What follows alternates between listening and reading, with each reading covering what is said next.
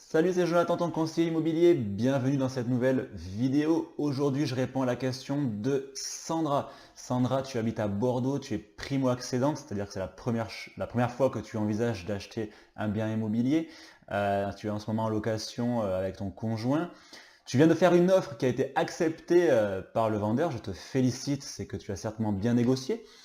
Mais voilà, tu arrives aux portes du compromis et tu te poses la question de savoir si tu dois signer chez le notaire ou à l'agence, parce que tu as entendu un tas de choses à ce sujet. Tes proches te disent de signer chez le notaire parce que tu es mieux encadré et l'agence traîne un peu des pieds et veut te faire signer dans ses locaux.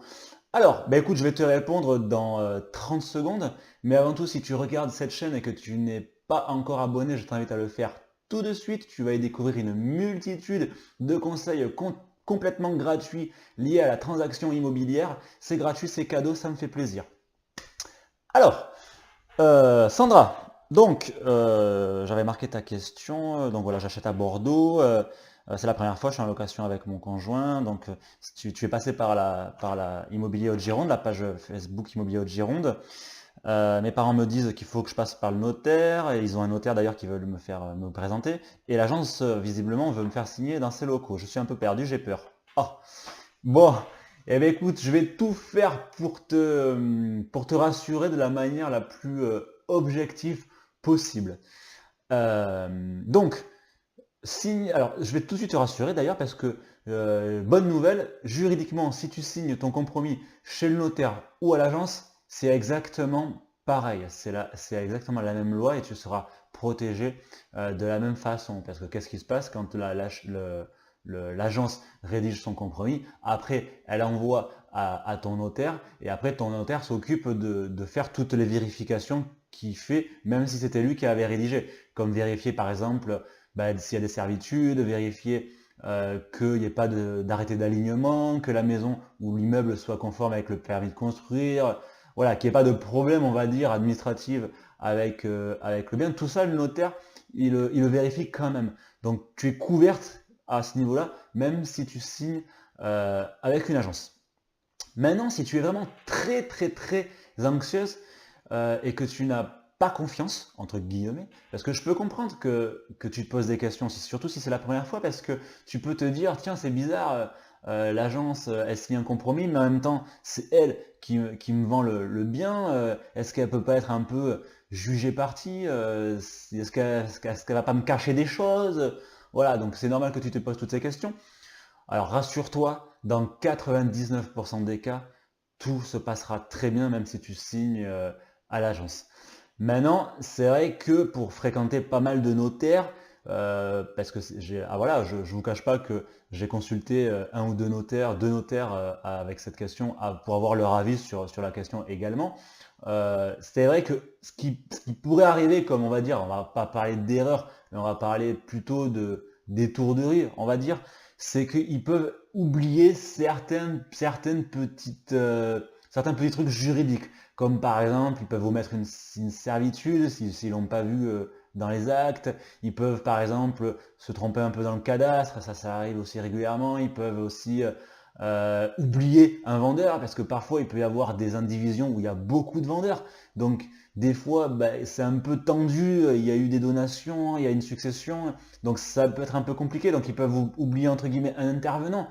Mais ça, si tu veux, dans le pire des cas, le compromis sera caduque et tu perdras du temps en fait. Donc fondamentalement, c'est pas très grave parce que il y a toujours la possibilité de faire un avenant au compromis et de rajouter ça. Donc c'est juste que tu perdras un petit peu de temps sur les délais que tu t'étais fixé au début.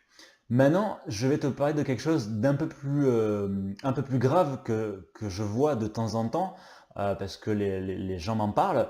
C'est si tu n'as pas l'intégralité, on va dire, du dossier vendeur sur le bureau de l'agent quand tu signes, et notamment les diagnostics. Tu dois avoir tout sur le bureau de l'agent, et ça j'insiste, quand tu signes ton compromis. Alors, je le vois de temps en temps, certaines agences en fait font signer l'acheteur tout simplement après la visite pour vite l'engager entre guillemets. bien que tu ne sois pas engagé parce que le vendeur n'a pas contresigné. Et après, ils vont faire signer le vendeur. Et entre-temps, ils n'ont pas réuni les diagnostics. Donc soit ils vont les faire faire, soit ils vont soit ils vont les réunir. Voilà, et puis après, ils voient avec les dates. Voilà. Ça, c'est niette.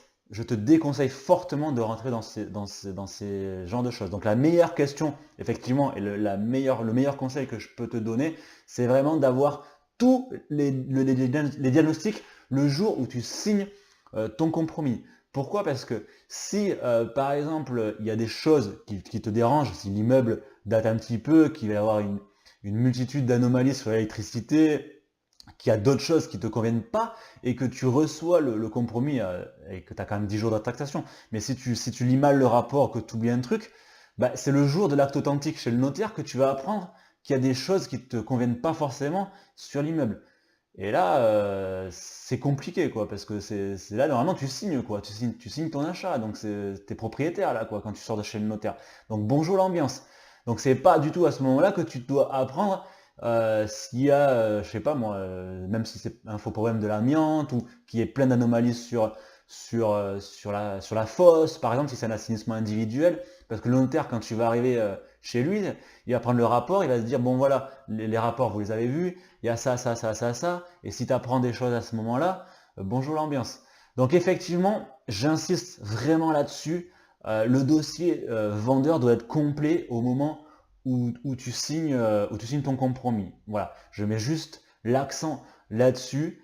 Tu poses la question à l'agent immobilier si tous les diagnostics ont été faits, et si vraiment tout ça, ça a été fait, franchement, pour moi, bah, tu as mon feu vert. Tu peux signer que ça soit chez le notaire ou à l'agence.